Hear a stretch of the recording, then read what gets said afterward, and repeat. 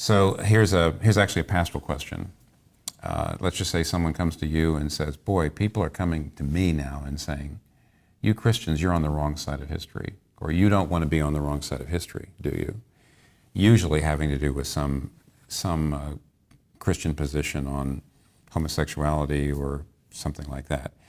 So that's the question. You don't want to be on the wrong side of history, do you? I don't know what to say. So Pastor, help me. What should I say?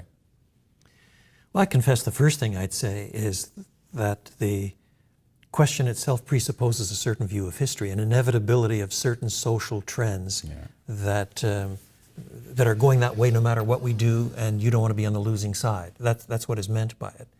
But if you look at history another way, that is, space and time are going to unravel as the Lord Christ, the Lord of history, brings all things to pass. Yeah, you bet I want to be on the right side of history. It's going to come to a glorious end in a new heaven and a new earth, the beginning of all things, resurrection, existence. And so I want to be on the same side of history as Jesus is. So there's a sense in which you have to go sort of offensive on it.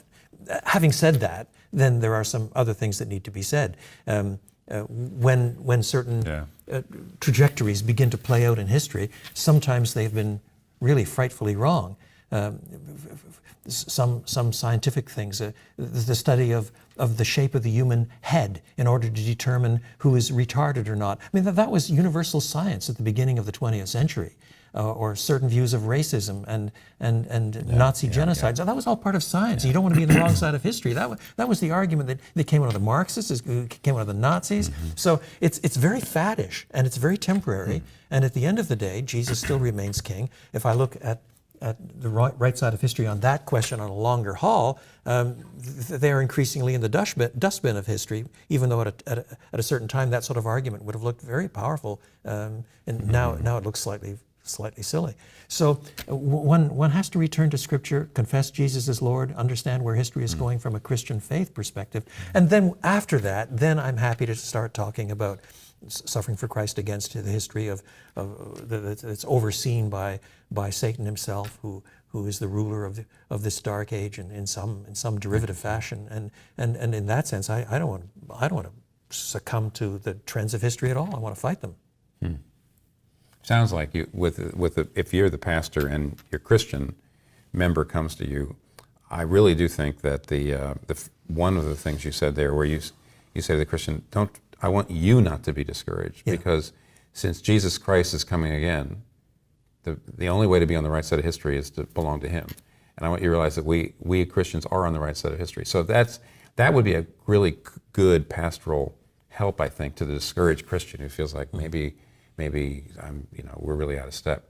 I think the other stuff, though, would be good fodder to give him to talk to his friend about. But what about this pastor? What would you say to your person? Well, it depends on whether he would tolerate my insisting on definitions or not. Yeah. Because I would want to say, what do you mean, before I answer him. But if that's the direction he meant, I thought of two historical logical responses and a couple of biblical responses. Good. The first ones are history is a flow and history changes, and so to be on the side of history today might be being on the side against history tomorrow, and so we'll wait. We'll see where it's going. And the second thing I'd say is history is happenings, and happenings can't dictate what ought to happen. It's a logical confusion to say that what is tells what ought to be. And I would say, so is that what you're saying? You want me to determine what I ought to do by what is? Like which group of isness is going to determine? Very good. Those would be two. But biblically, I'd go exactly the two directions you went on. You said at the end, it's going to be all Christ. He's going to rule the history, and I want to be on that side.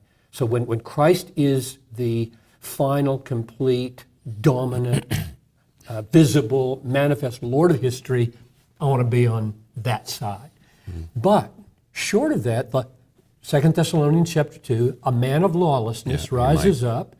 He's sweeping away millions in deceit at the end of the age, and I want to be on the wrong side of history at that moment. Of that historical moment. Totally moment. On the wrong side of that history, that historical moment. I don't know how long that will last.